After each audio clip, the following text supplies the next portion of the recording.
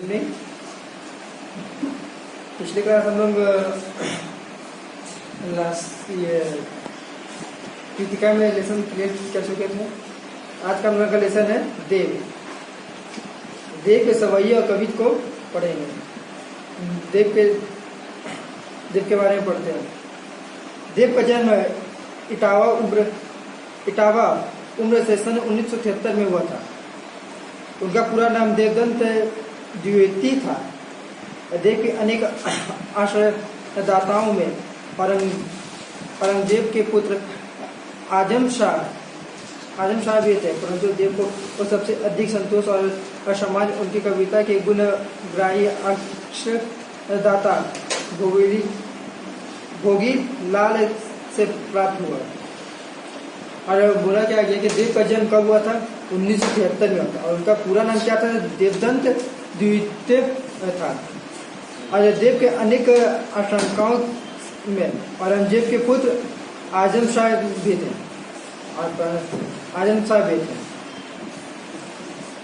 और उन्होंने उन्हीं की कविता पर रिमझिम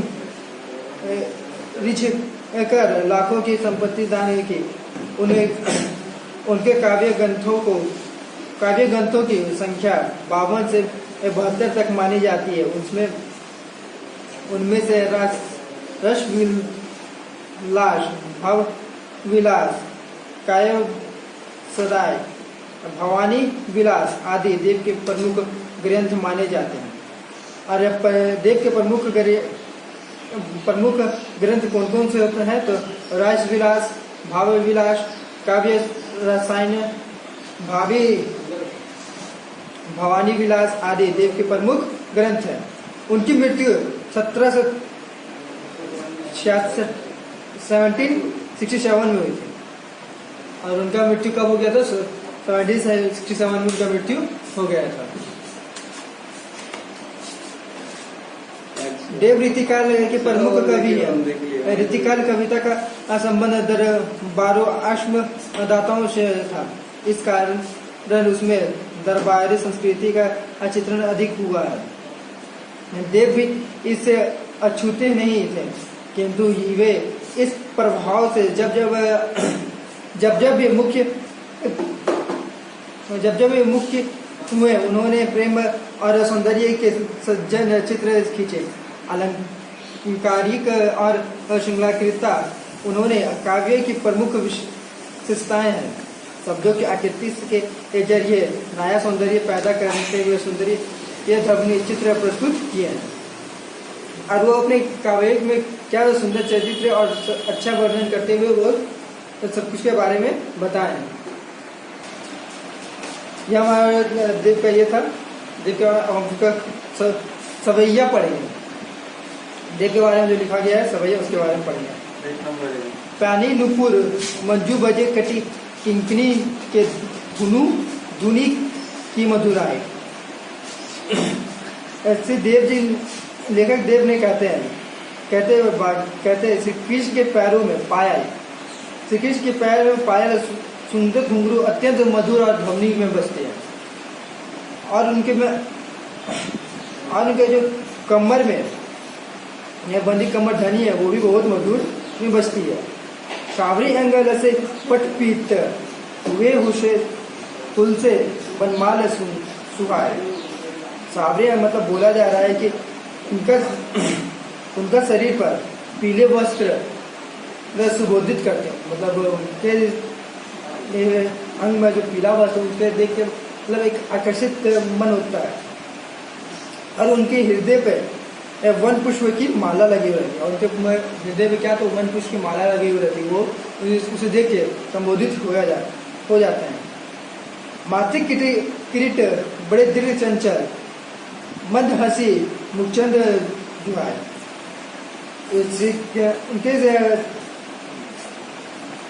उनके मस्तक पर मोर पंख विराजमान रहते हैं। और उनकी आंख विलास के में एवं चंचल रहते हैं। और उनके माथे पे क्या तो मोर के पंख रहते हैं। और उनके माथे पर भी, और उनके आगे पर चंचल रहते हैं। उनके मुख्य रूप चंद्रमा पर मन हंसी की चांदनी होती है। और उनके मुख्य रूपी चंद्रमा क्या तो मन हंसी की चांदनी भी होती है। जे जग मंदिर दीप सुंदर श्री ब्रज दुल्हन देव सहाय। और ऐसा लगता है दीपक, ऐसा लगता है जैसे संसार रूपी मंदिर दीपक बनकर श्री कृष्ण ब्रज दुल्हन के सामने सुबोधित हो रहे हैं। ऐसा लगता है कि उनके जो शरीर उनके देख के ऐसे संसार रूपी मंदिर पे आरोपित सुबोधित हो रहे हैं, वो ऐसा लग रहा है। और ये मैं सवैया था। आइए मैं कुछ शब्दार्थ है उसको आप लोग लर्न कीजिएगा। हमारा ये सवैया खत्म हुआ। हमारा कविता जो कविता के बारे में देखते हैं। ये सवैया हमारे कृष्ण जी के बारे में बताया गया था। कृष्ण जी का एक छोटा सा एक स्टोरी बताया गया था। आइए मैं कविता किसके बारे में, तो एक वसंत ऋतु के बारे में बताया गया। देखते हैं। डाढ़ में पलना बिछोना न पलन के, सुमन जी मूला सोहे तन छवि भारी दे। जब कवि देव कहते हैं कि वसंत ऋतु आते ही पेड़ पौधा क्या हो जाता है, बिछोना बन जाता है, डलना बन जाता है, डालियां पालना बन जाता है। डालियां जो होता है कि झूमने लगता है, और जो उसके नए जो पत्ते होते हैं वो बिछोने बन जाते हैं। वो छोटे छोटे जो बच्चे होते हैं उसमें बिछोना बन जाता है, वो बन जाता है।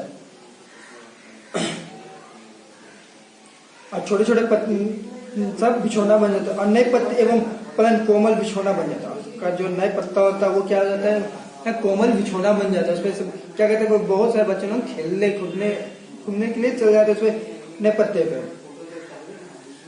पवन झुलावे की किर बरतावे दे, कोकिल हलावे हुल शावे कर तारी दे। क्या बोला गया, उसके शरीर में फूलों का सुंदर झबला।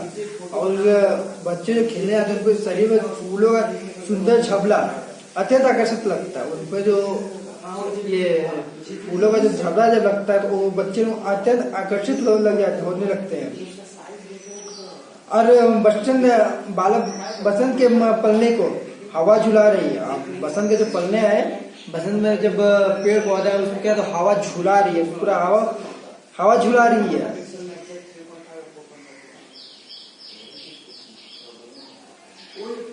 और हवा झुला रही है।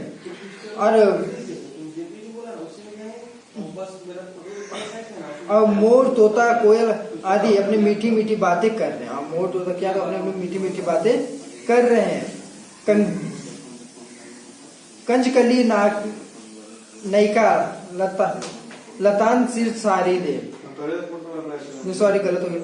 अब पूरित परागर्शो उतारो वो केरे राई नोर, कंजकली नायिका लतान सिर सारी दे। और क्या बोला गया कि मोर कोयल सब क्या अपने मीठी मीठी शोर से उसे जगा रहे हैं, उसे अपने जैसे कि उसे अपने खाना खिला रही है, उसे इस तरह प्रकार से उसे मीठी मीठी बातें मानो उन्हें तालियां बजा रही है। और वो क्या जैसे मीठी मीठी उनके जो सुर होते हैं उन्हें सुन के तालियां बजा रहे हैं।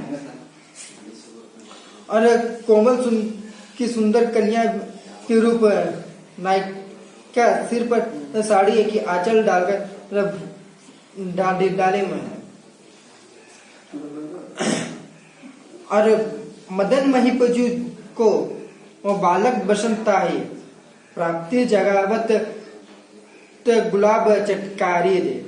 क्या बोला गया कि जब राजा मदन न कामदेव के बालक को उष्मा काल में गुलाब की चुटकी बजा रहे थे, बजा कर जगा रहे हैं। और कामदेव जो है मदन क्या बोला गया, तो मदन कामदेव को बोला गया है। तो मदन जो है उसको मदन क्या करते हैं बच्चे लोगों को, बालक लोगों को चुटकी बजा के उन लोगों को जगा रहे हैं। वो पेड़ पे सोए हुए तो वो चुटकी बजा के सब बजे उठा रहे हैं। इस कविता में हम लोग क्या बोला गया कि श्री देव जी कहते हैं, वसंत बसंत ऋतु आते हैं वो ये पेड़ पौधा पलना बन जाता है, उस पे जो पत्ते होते हैं वो झूमने लगते हैं, उस पत्ते पे सब बच्चे खेलने के लिए चले जाते हैं। और वहाँ जो मोर तोता कोयल होता है वो अपने इस प्रकार मगन हो जाता है जिस प्रकार वो वो सब सुन के तालियां बजा रहे हैं। और कामदेव जी क्या करते हैं कि चुटकी बजा बजा के सबको जगा रहे हैं। वहाँ के जो बच्चे सोए हुए हैं उसे जगा रहे हैं, बजा रहे हैं। इस प्रकार इस छोटा सा इसके कविता बताया गया। आइए मैं कविता का ये मैं पदार्थ कविता का जो मैं पदार्थ है इसको बारे में अपनों इसको याद करना है, लर्न करना है। इसका फोटो व्हाट्सएप पे मिल जाएगा। और ये पहला कविता कंप्लीट हुआ, हम दूसरा कविता पढ़ेंगे। अपट्टिक शिलानी सुधा मंदिर उदती इदही को सो अधिकाई उमगे अमन। अब पूर्णिमा के चांदनी के बारे में व्याख्या करते हुए श्री कवि देव ने कहते हैं कि चांदनी रात में स्वच्छ प्रकाश के आकाश और चंद्रमा इस प्रकार चमक रहे हैं जैसे संगमरमर के शिलाओं से कोई सुंदर मंदिर बनाया गया। इस प्रकार चमक रहा है कि जैसे संगमरमर के शिलाओं से कोई मंदिर बना। चांदनी रात में इस प्रकार से चांदनी रात में इस प्रकार से चंद्रमा चमक रहे हैं। बाहर थे भीतर लो भीति न दिखे देव दूध को सो फेन फैलसो आगट फर संबंध। अभी कभी जैसे दही के सागर में अनंत देव ने कहते हैं कि जैसे दही के सागर में अनंत लहरें उमड़ रही हो, जैसे कि दही के सागर में अनंत लहर रही हो। जैसे दही का सागर देखते हो तो क्या उस पर बहुत झाग होता है, दही का क्या तो बहुत झाग होता है, बहुत फेन होता है, उस प्रकार उमड़ रही हो। उसका वेग किसी प्रकार से कम नहीं होता। उसका वेग क्या होता है, किसी प्रकार से भी कम नहीं होता है।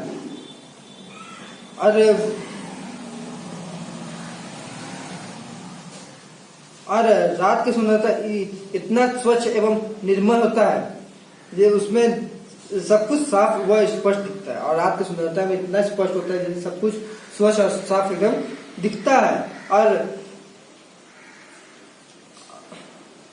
साफ दिखता है। उसके बाहर भीतर किसी प्रकार की रुकावट पैदा नहीं होती है। जिस प्रकार फरसा पर दूध का फेन होता है उसी प्रकार से फरसा पे झाग होता है उसी प्रकार से वो दिख रहा है। फरसा पे झाग मतलब बोला जाए कि जिस प्रकार वो दूध में झाग पैदा हो जाता है उसी प्रकार से चंद्रमा रात में चांद सा लग रहा है जैसे कि कोई मंदिर बन रहा है। तारा से तरुणी तामे दाढ़ी झिलमिल होती मोती की ज्योति मिलियो मालिका को मरकंड। अब बोला जा रहा है कि चारों तरफ चांद बोला जा रहा है कि तारों से भरी हुई रात इस प्रकार झिलमिला रही है जिस प्रकार सितारे जड़ित वस्त्र पहनी हुई है। इस प्रकार झिलमिला रही है कि जैसे तारा चांदनी रात में इस प्रकार झिलमिला रही है जैसे कि कोई वस्त्र पहनी है। उसकी चमक जैसे मोती की कांति के साथ मालिक नामक सफेद फूलों का प्राकन भी मिल रहा है। और उसका जो चमक है मोती की तरह चमक रहा है जो है। तो ये चांदनी रात का जो तारा होता है क्या तो मोती की तरह चमक रहा है। आशीष से अंबर में आभास की उज्जारी लगे प्यारी राधिका को प्रतिबंध सो लगत चंद्र। और उसकी चमक में जैसे और आईना के सामने स्वच्छ और निर्मल आकाश में चांदनी से सराबोर चंद्रमा अनुपम सौंदर्य से युक्त प्यारी राधिका के प्रति जैसा प्रतीत हो रहा है। और उसके प्रति क्या था राधिका के प्रति प्रतीत हो रहा है। इतना सुंदर इतना मधुर लग रहा है उस रात को चंद्रमा का इतना मधुर लग रहा है कि एक राधिका के प्रति प्रतीत होता रहता है। ये मेरा कविता भी कंप्लीट हुआ। हम देख रहे लेसन 3 देव जो इसका गद्यांश था, सेवैया, कवित्त और फिर कविथी था। ये तीनों देव के द्वारा लिखा गया था। ये तीनों में अच्छे ढंग से लिखा गया, इसके तीनों पढ़े तो रीड किया गया। उसके बाद इसे अब क्वेश्चन आंसर को आपको खुद से बनाना है और उसको लर्न भी करना, और जो नहीं बनेगा उसको पूछना भी है। और जो शब्दार्थ है, ये तीसरा जो शब्दार्थ रहा, इस शब्दार्थ को भी आप लोग इस शब्दार्थ को भी याद कीजिएगा। जो शब्दार्थ याद कर लेने के बाद इसमें कोई कंफ्यूजन ही नहीं रहेगा कि आपको कुछ कंफ्यूजन हो रहा है, इसीलिए इस शब्दार्थ को याद कर लीजिएगा। शब्दार्थ तीसरा का, इसका तीनों शब्दार्थ का आपको फोटो आपको व्हाट्सएप पर मिल जाएगा। Thank you.